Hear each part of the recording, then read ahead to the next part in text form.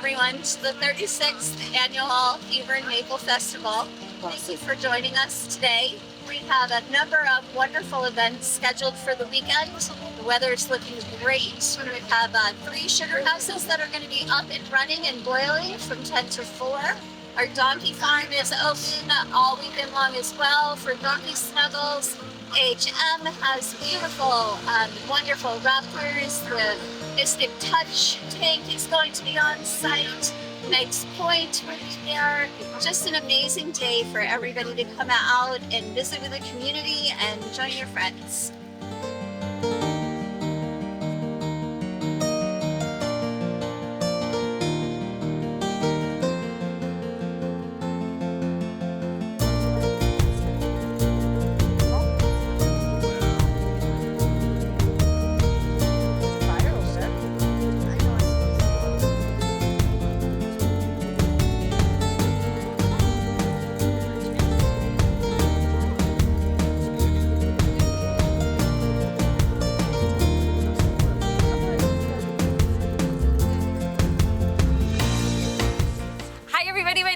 I'm director here at AHM Youth and Family Services, and today we are hosting our annual Tap Into Nature event where we have the public come in and experience nature in a hands-on way.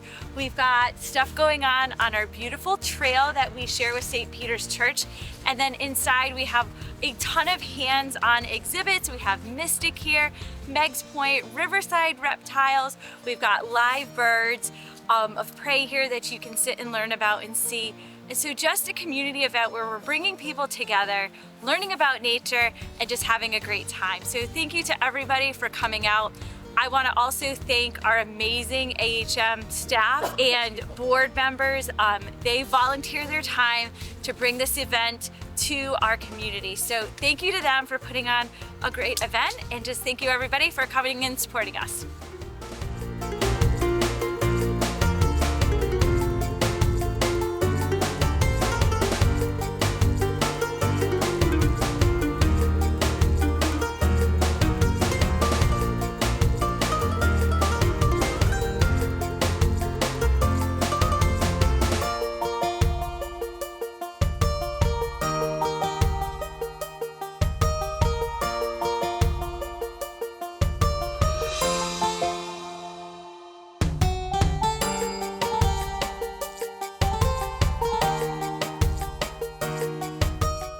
We're trying to boil down the sap that we took out of that tree, or in this tree, and this tree, and this tree. Yep. Okay, and it's a long process.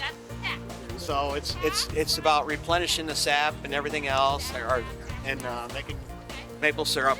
How long will it take to boil down? It could take for a long time. Yeah. I mean, we don't usually get to the point where we're making syrup. We're just showing the process. And the temperature you want to get to is 217 to 219. If you start getting above that, you're going to start crystallizing and get to the candy stage. So it's a critical point right there. Oh, good. But you can see that the color is a little bit different here. It's a little bit warmer there. It's about a 30-degree difference between the back pan and the front pan. Oh, wow. Just because the heat's rushing out. Right. So, but we'll keep replenishing this just to show what you can do at home on a small scale. Yeah. So, how cool. There's modifications you can make too, you know, if you want to do cinder blocks and stuff like that, but you want to have more of an enclosed. Uh-huh. So, yeah. Just to keep the heat within. Right. So, makes sense. But they do sell these kits online. You can find them on eBay, or if you look them up, they'll either sell the kit or they'll sell the whole thing. So. Awesome. Thank you, sir. You're welcome. Have a great day. You too. Thank you.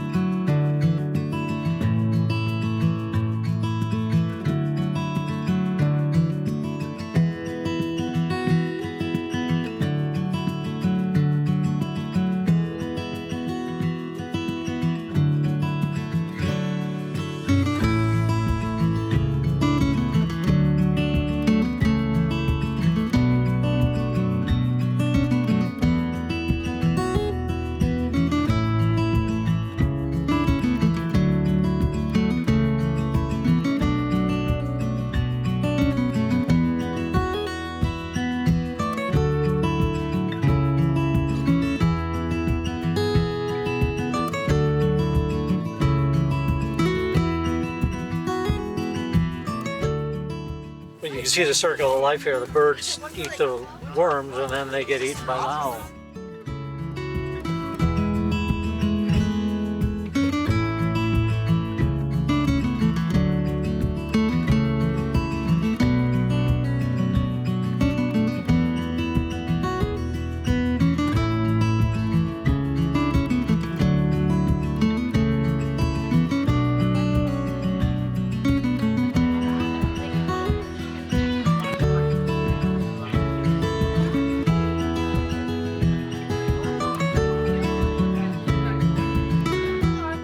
Hello, I am Ranger Russ from the Megs Point Nature Center. We're here exhibiting some animals that you can find in Long Island Sounds. So we've got seals, whales and dolphins and sea turtles. And then some of our live animals are animals you can find through the habitats of Connecticut.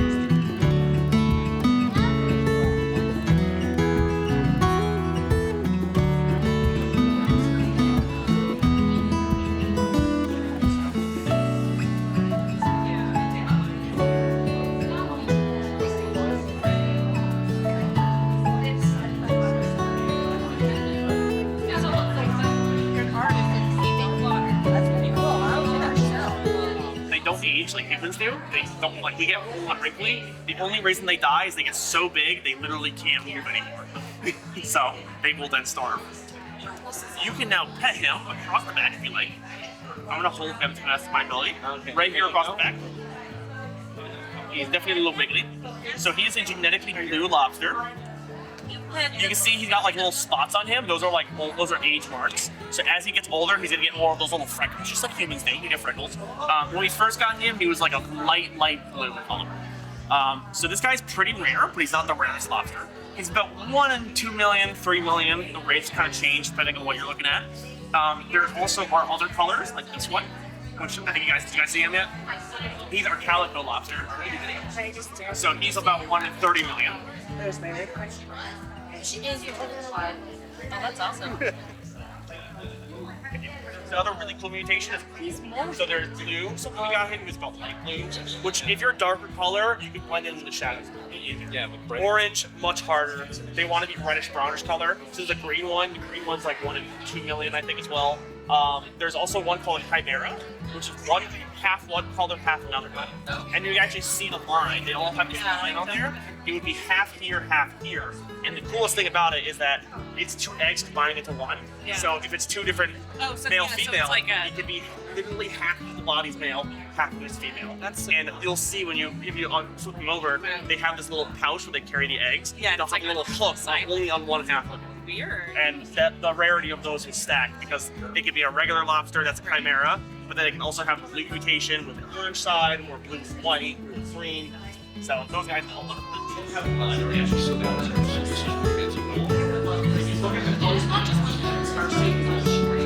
She is not bad. So do they have teeth? She does have teeth, but snake's teeth, for the most part, unless they're venomous, the only reason they have teeth is just to hold their prey in their mouth. So their teeth are very small and angled backwards and very sharp. So what happens is once they get something into their mouth, their teeth face backwards into their mouth, so that when it's in there, it can't really get out. They have no hands after they already get some prey. They get it in their mouth and they have 2 pieces of their jaw, bottom jaw. So what they'll do is they'll actually walk the food back into their mouth by pushing one side forward, getting their teeth in, and then pulling it back. And just going they just do that right with their jaw.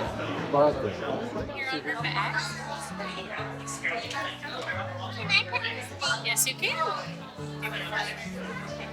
These guys come from Central America. It's very tropical where they come from, hot and humid. Carla's about 5 feet long right now, so she's almost as long as I am tall.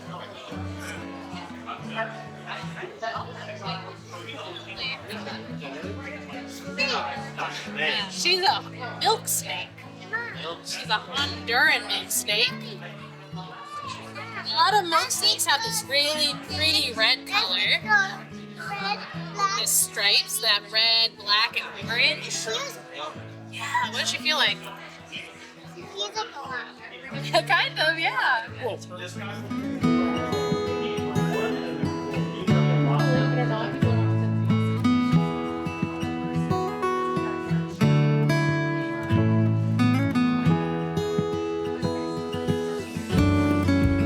I am Rose Kriski from Moon Raptors, and we are here doing a presentation with our birds of prey.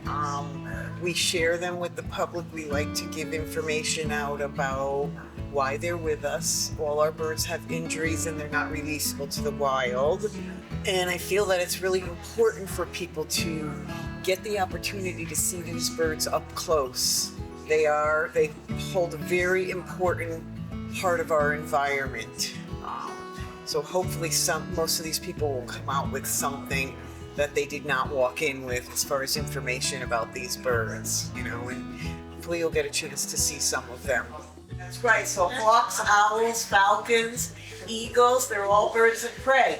So they have special features. They have sharp talons so that they can, which is like their nails, so that they can catch their food, and they have a hooked beak, and that is what they tear their food up with when they're eating. So all of these birds are from this given area. They're from the United States.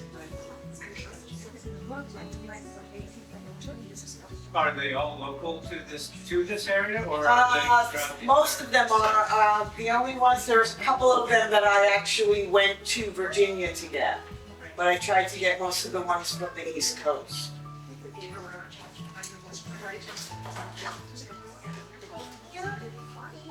Well, she's gonna bring them up.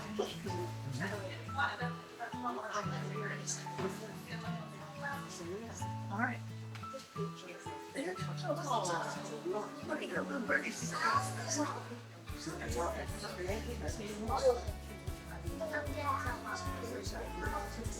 This is an American kestrel. Her name is Enya. She is a female.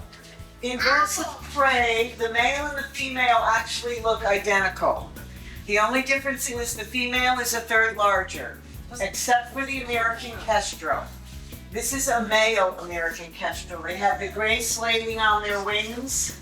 They don't have as much barring as she does. Enya came to us as a young bird. She had 2 broken legs and a broken wing. What happened to her was she was attacked by a hawk. You'll notice the wing closest to me is drooping. That is why she's not releasable to the wild.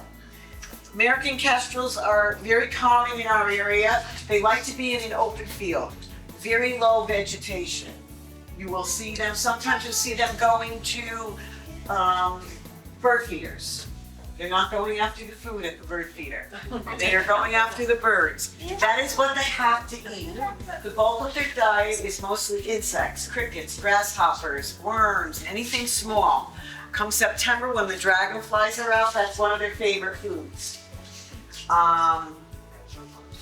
Again, you can probably, you'll see them in an open field. You can probably set up a nest box for them. They will go into a nest box.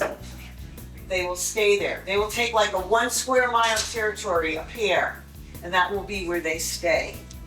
You will notice, so when I bring out the owls, I'm going to try to talk about the different features on them. The hawks and the owls, they look completely different. Hawks have the very smooth feathers on their body, very tapered. Their beak sticks out. It's really noticeable. You'll notice her eyes are on the side of her head. That allows her to see what's going on around her. On her legs, you're going to notice her legs look like pencils. It's funny because when I go into the schools, I'll say, "Do you guys still use pencils?" You don't know if they still use pencils or not. But their legs look like pencils for the hawks and the falcons. They have no feathers on them. And this helps them for when they're hunting. I'm going to kind of walk back there a little bit so you can look at her closely. You'll notice on her beak, she has 2 little things sticking down near her beak. That helps her for when she's tearing her food apart. Above her beak is the little yellow part. It's called a cere. She has 2 openings there, and all the birds have that. Those are called baffles. It allows her for when she's hunting, for when she's flying, to be able to fly quickly. This bird, normally, when they're flying, they could go about 22 to 40 miles an hour when they're flying. They are very quick, they're very swift. On the back, you can see her feathers. The tips of her feathers, her wing tips, are almost to the tip of her tail feather. You can see she's doing a lot of where her tail is going back and forth. That's allowing her to balance herself. Because she has the injury to her wing, she has a hard time balancing herself. As she's looking backwards, as I've got her backwards toward you, look at the back of her head. She's got 2 black dots on the back of her head. Those black dots are to help camouflage her when she's out in the wild. So if somebody's coming up on her, they look like eyes. The front of her face, underneath her eyes, she's got 2 black marks. Who can tell me who else uses these black marks? Remember I told you she's always out in the sun. She's in an open field. No, people. Sports people. Sports. You got it. Sports people. Soccer. Football. They use the black under their eyes to reflect that sun. Because these guys are out in the sun all the time. It helps them for when they're out in the sun. An American kestrel has the ability, they have 2 types of hunting. One, they'll sit on a perch and they'll wait for something to come to them.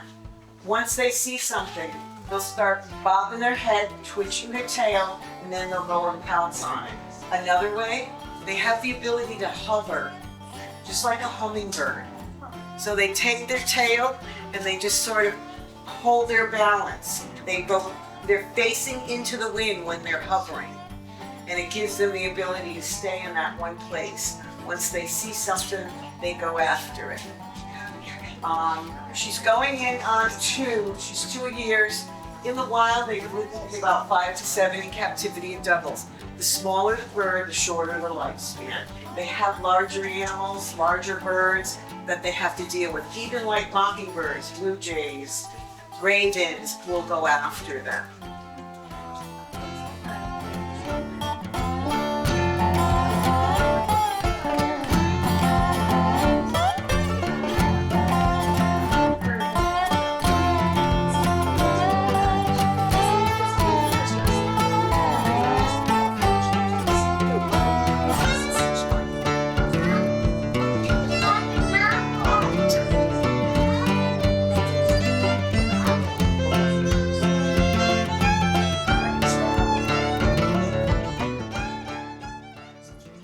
This is our red-shouldered hawk.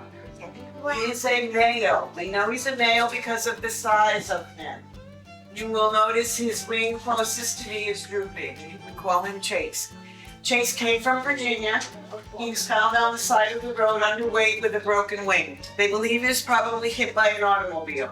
60% of the birds we receive them in their first year. 60% of the birds do not make it through their first year. He did not have this beautiful coloring on him when we received him. He didn't have the red on his chest. In a minute, I'm going to turn him around so you can see the red on his shoulders. This is the type of bird, if you see them up in the sky, they actually, when their wings are open, they have a checkerboard look to them. Red-shouldered hawks are a very common bird in our area. They like to be in a wooded area. They do not like to share their territory with anyone. They will actually go after a great horned owl. They're a very aggressive, unfriendly bird. There's a broad-winged hawk that we have in our wooded areas. For several years, the broad-winged hawk was on a special concern list because this bird likes to chase a lot of that in the area. That's one of the reasons. There are many other reasons. So, red-shouldered hawks. Again, you will notice the feathers on his body, very smooth. His eyes are on the side of his head. His beak is sticking out very far. His legs look like pencils. These are all features that help them to do their hunting. These birds are very quick. Their tail is used like a rudder. it allows them to maneuver in and out of the woods. If his wing was in better shape, I could kind of tilt him a little so that he could flap his wings, but it's hard for him to balance. He's actually going, let's see, I always forget how old this poor bird is. He's going on 10 years of age. So he came in as a young bird. Did not have this beautiful coloring on him. They don't gain that coloring, their adult plumage, until they're 18 months of age. He will stay with us for the duration. He actually has a girlfriend back home. She's a little around. He's not in that good of a mood right now. Yesterday I took him away, and then today we took him away again. So they really, this type of bird, you're going to find them where most of these birds, all of them, all the birds of prey, you're going to find them where there's a water source, a stream, a river. And they will wade in shallow water, and they will go after the food in that water. This bird will go after frog, toad, salamander, crayfish, small snakes. They're also known, the red-shouldered hawk, for any of you who are farmers, are also known as the chicken hawk. And for a good reason. They do go after chickens. They cannot take that chicken, pick it up, lift it, and go anywhere. They can't lift anything heavier than that. He only weighs about 1.5 pounds. Does not have much weight to him. So what they will do is they will go after that chicken. They will eat what they can there. And then they'll just stash it in a corner somewhere and take off. Yes. The Kestrel is 20 to 40 miles an hour. What's the speed of the? This bird can go about 40 or 50 miles an hour. They're quick if you ever get the opportunity to watch them. They have to be quick. It's amazing because when I'm holding a hawk and they flap their wings, if they hit me in the head, it hurts. It's not a soft wing. It's got that power to it. Whereas if you have an owl in your hand and they open their wings and flap, it's like a breeze. It doesn't even affect you. So they have to be quick. They really can maneuver themselves around a wooded area. Unfortunately, it's funny when I do a school program and I'll say to the kids, these birds, they're only with their parents for maybe 3 months. Then they have to go and live out on their own, unlike the way I did with my son. I didn't want him to leave till he was 30. I was excited. No, I gotta leave. Oh, no, you don't have to go. But these guys have to learn a lot within a matter of a couple of months to be able to survive out in the wild. If we have a bad winter, we get a lot more birds in. Then it's a better winter. Like this winter was a really, really cold winter. And then we had those few bad storms. It makes a difference on the ability for them to get a food source. So this bird will take a 2 square mile area in a wooded area. They will actually build a nest on either side of that 2 square miles, because they don't want any other birds to come into their given area. And they will occupy both of those nests, a male and a female. I'm gonna do something, we'll see if he's focusing on something. So all birds of prey, their eyesight is 8 to 10 times better than ours, and so is their hearing. They do not have a great sense of smell. There is one bird, and I want any adults, when I bring up the bird, I want any adults to answer this question. There's one bird that has their favorite food is black and white. It's not that big. I've had 16 months. What do you think it would be? Keep in mind, yeah, you got it. It's a skunk. Yep. They don't have a great sense of smell. A lot of times sometimes we get birds in, they smell like skunk. They don't realize that they smell like skunk. The reason for that is because the skunk is a slow mover and it's an easy meal for them. But these guys, their favorite food would be things like mice, chipmunks, small rodents, small birds.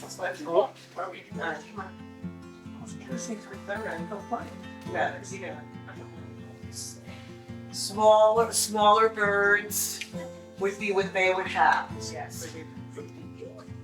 Why is it moving its head like that? He's focusing on something. I'm actually moving him. So he's keeping his head still. He's looking at something. It could be just a dot on the floor, it could be anything. He's just focusing. Alright, well, let's go back so we can bring someone else out.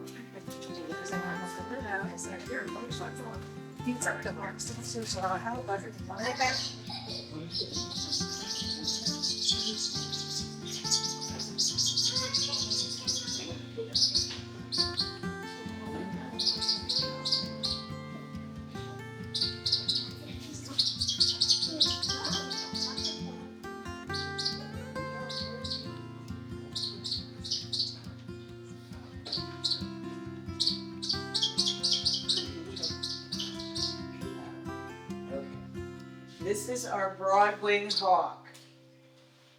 His name is Shadow.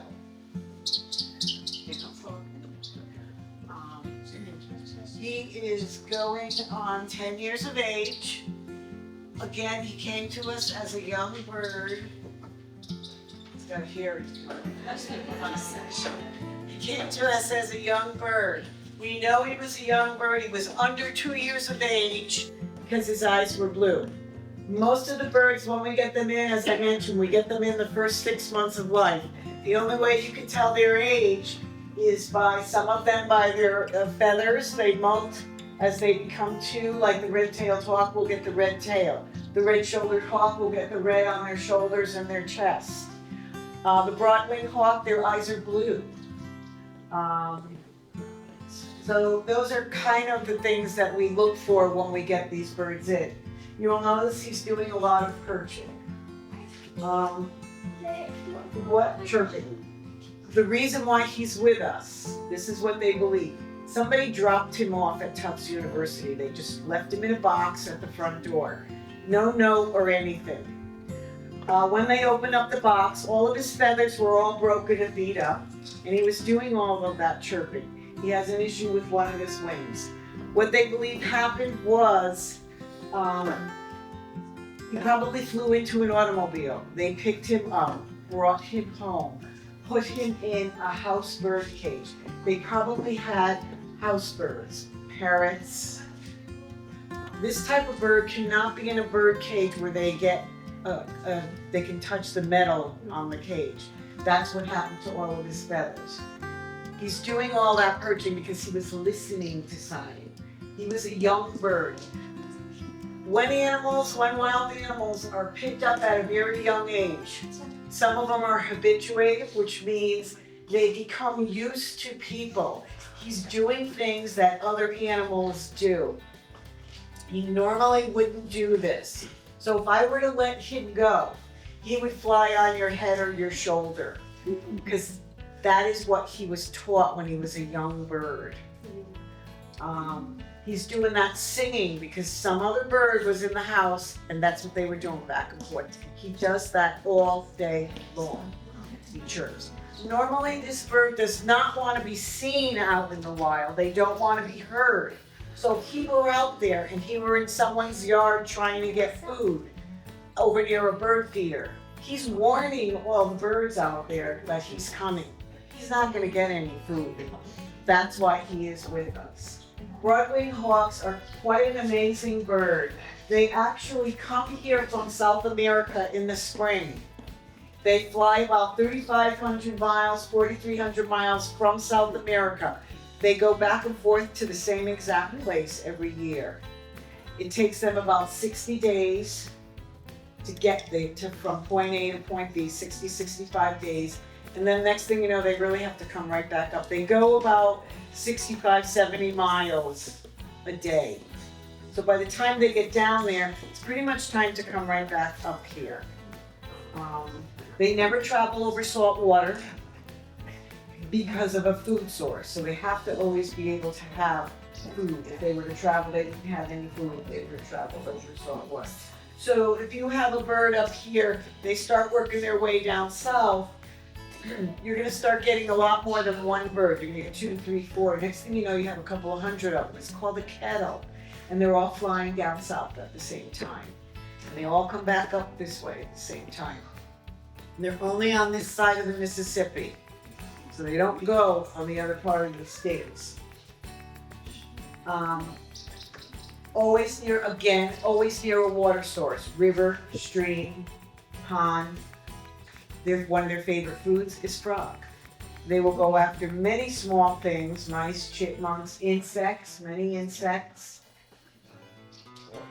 Wooded birds, so you're not going to really see them. They would normally be in the woods. Earlier, for those who were here, I had the red-shouldered hawk out. This is the bird that would try to share the territory with the red-shouldered hawk. Red-shouldered hawks are not friendly at all. They don't want to share their territory, so they really try to push them out. They were on the special concern list. The broadwing hawk was on the special concern list for a couple of years, for several years, for several reasons. One is that they would try to share a territory with the red-shouldered hawk, and they would not let them. The loss of habitat, whereas they're building residential, commercial, they're getting rid of all the wooded areas. The other one is this bird goes to South America. They still use DDT in South America. We do not use it here anymore. We do use chemicals that aren't the best for the animals, but we don't use DDT. What DDT does is once it gets into their system, the eggshell is so soft that when they go to sit on the eggshells, it breaks them. So then no new young ones are being hatched. So they're still going down there, they're still eating food that probably has that in it down there. So he is going on 10. In the wild, they can live to be 5 to 7. In captivity, it can double, because they don't have to worry about any other predators out there. Again, he's got that look, the same thing. Beak sticking out, the eyes on the side of the head, legs are like pencils. Same exact look as all the other hawks. You guys have any questions on the broadwing hawk? Yes. How do you feed? How do I feed them? Carefully. In the morning, the hawks all get fed in the morning because that's when they would normally eat. Owls get fed at night. All of these birds don't get live food. Because they have an injury, I have to know that they've eaten. All of their food is weighed every day. So each bird gets a certain amount of weight. Sometimes they'll get chicks, sometimes they'll get mice, sometimes they'll get small rats, but it's all dead, it's never live. The only time we feed live food is when we have a rehab bird and I have to know that that bird knows how to hunt. So we just take the food and I put it out there in different places. That's another type of enrichment. For most of them, the ones that have eye issues, I have to put that food in the same exact place because they can't see and she wouldn't be able to find her food. So that's how they get it. I don't feed them by hand. Unless it's a rehab bird that comes in, then yes, you have to cut food up and feed it with little tweezers, let's say, use that so that they do your question. How long will he live? He can live to probably 14 in the wild. They live to about maybe 7, 10. You missed it. All right, you're okay. You're okay. Attaboy, good job.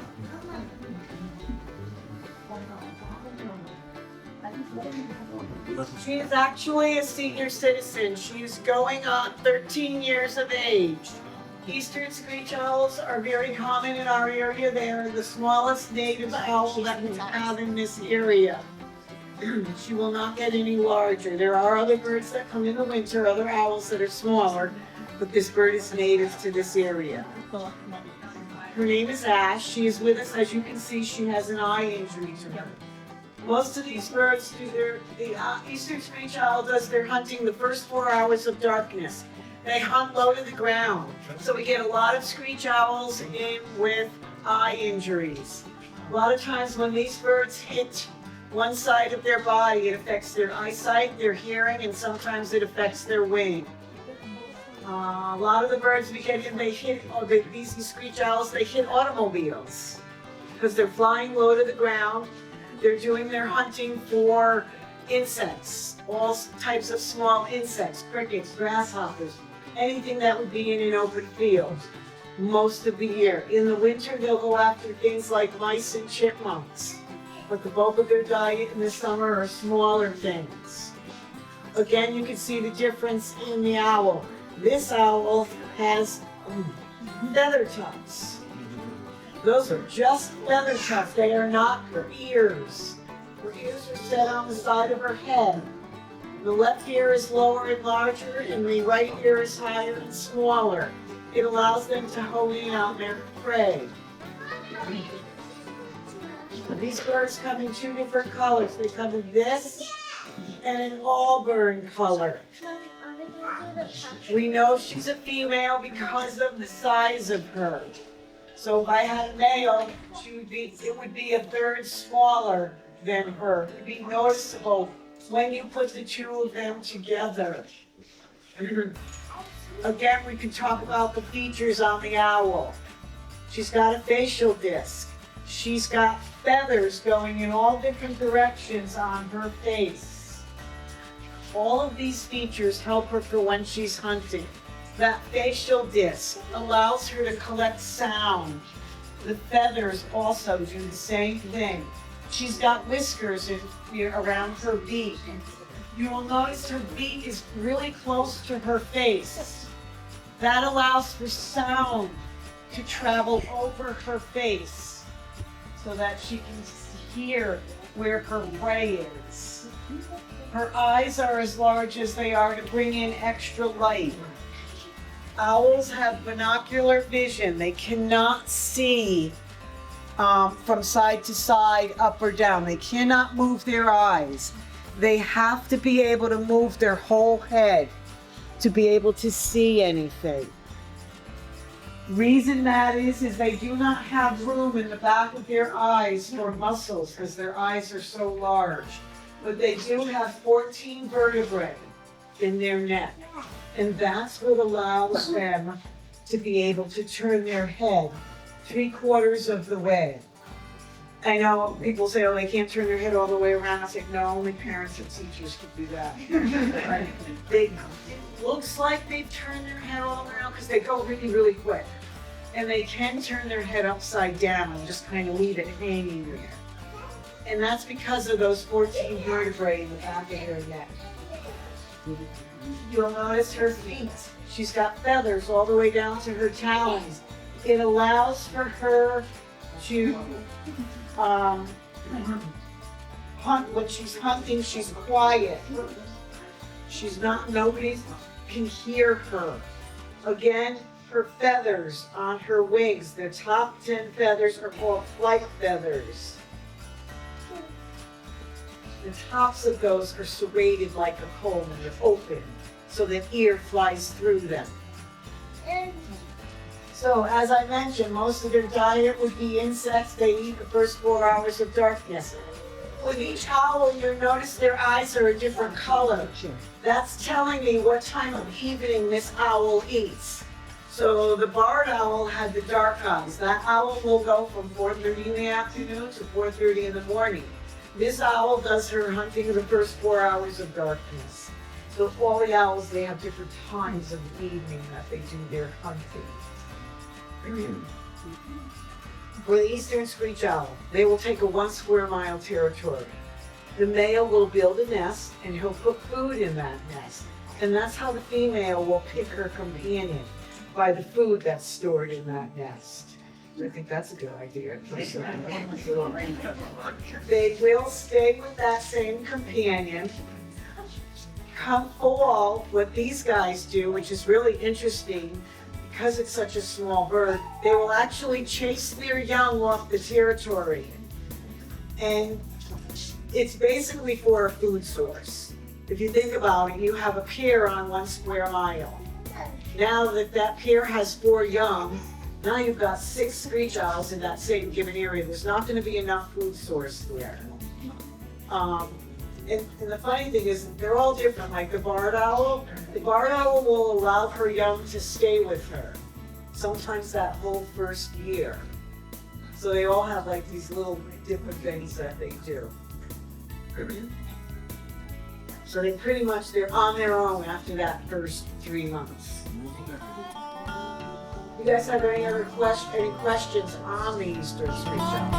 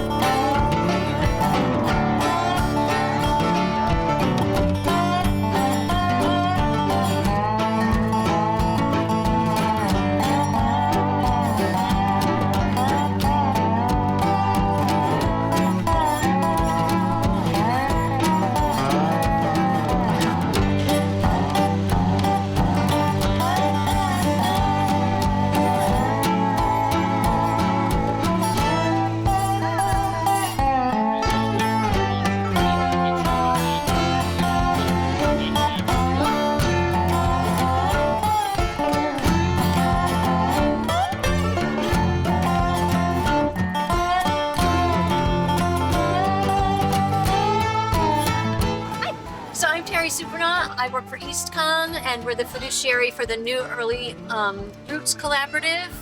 We are funded through the Office of Early Childhood to support families with young children from birth through age 5. And we're just here trying to get the word out and ask parents to complete our survey because we're doing a local needs assessment to learn about the needs of the area so we can help support families.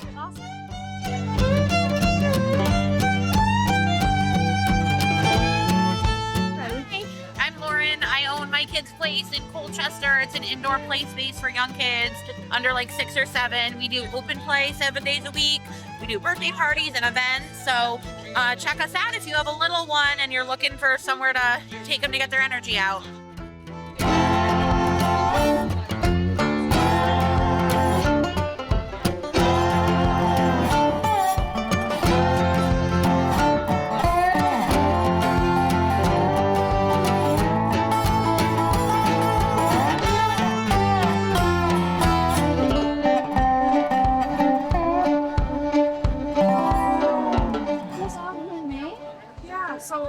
What I like to do is I like to do different themes to what relate to people. So here we have my bow collection, and then flowers or here because we're at the Maple Festival, I did maple leaves on here.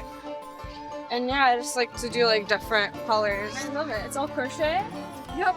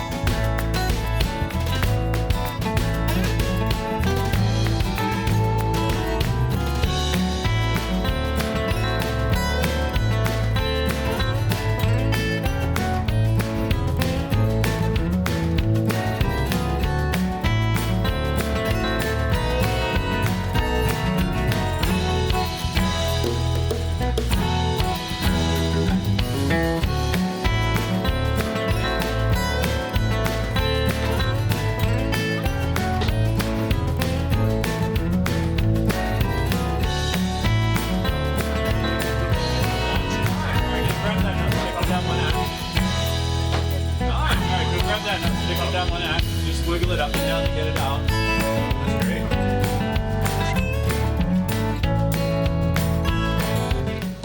Yeah, bullseye! Yeah. Swing! Nice job. I got it. So ring the, you got that one? You guys, ring the bell. You both have to ring the bell. You both got bullseyes. And you both get the bullseye sticker. Oh, thank you. There we go. All right, so you know what you're...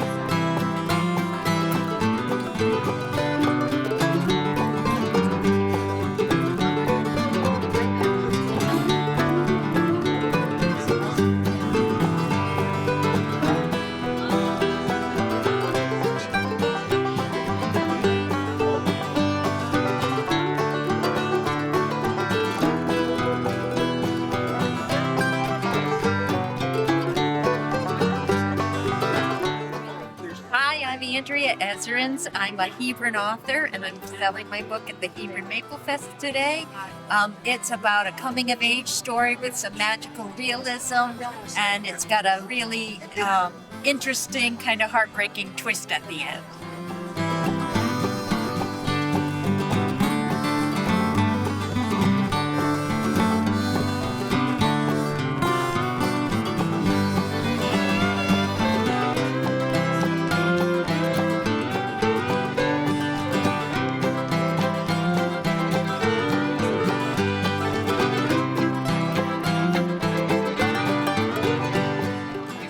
Welcome to Pup Positive. We do positive reinforcement dog training for dogs of all ages, all breeds, all sizes. Come see us sometime. We're located up by Gate City in Hebron, Connecticut.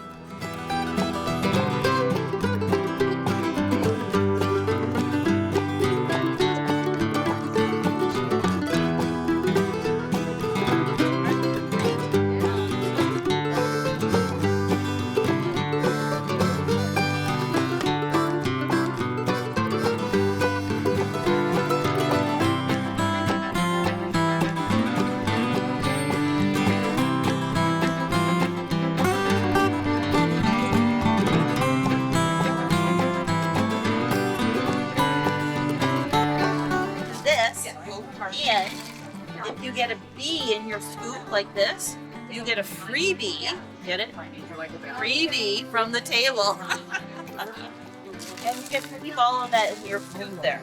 So we have spears, carbines, bracelets, palms, yes, hearts and towers. Yes, absolutely. So welcome to Honey's Treasure Hive, where I have all your crystal needs. And I also sell at Bliss Marketplace in Willimantic, over Andover in Marble Barn, the annex at Marble Barn. And I have big crystal displays there, so come check me out. Hi, my name is Les Burnett. I'm the author of The Shrouded Truth. I'm here at the Maple Fest in Hebron, Connecticut, working on selling my book, which is a conspiracy theory thriller around the Shroud of Turin, and we're having a great time here and selling a lot of books.